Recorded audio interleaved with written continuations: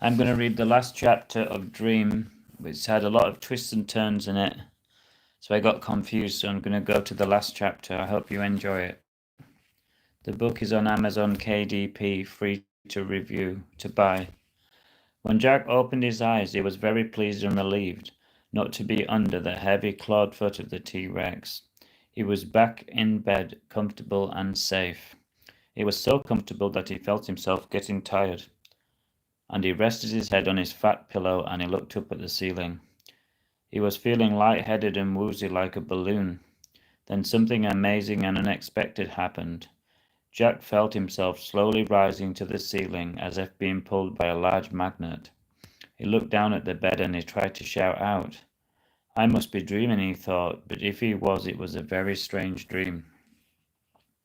He waved his arms about and kicked out with his legs, but it was no good. He just kept going up and up. Then, as soon as he touched the ceiling, he began to descend like a deflated balloon. Then he floated right out of the front door, out after the door. He carried on down the stairs and through the front door and out into the cold, frosty silver streets. He was lucky that there was no one about, as they may have died of shock, seeing a young boy floating majestically down the streets as if by magic.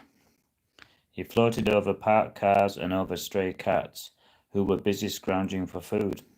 He could see everything, but when he cried out, no one could hear him, and no one could see him. He passed over a courting couple as they kissed in the warmth of their car, and their cigarette smoke made him cough loudly, but no one took any notice, and he sailed over their heads like a ghost.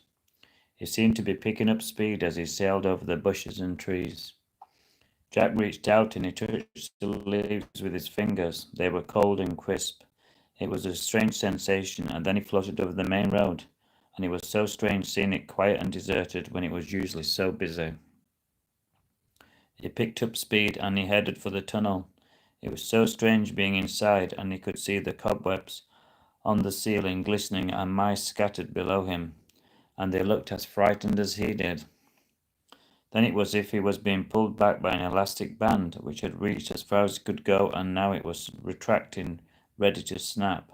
The streets and hedges became a blur, and he passed back through the front door as if by magic, up the stairs, and he found himself back in bed again.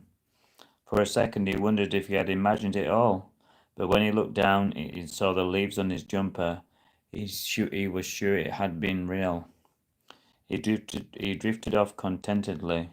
It was a dream within a dream, the greatest dream he'd ever had. Hope you enjoyed that chapter.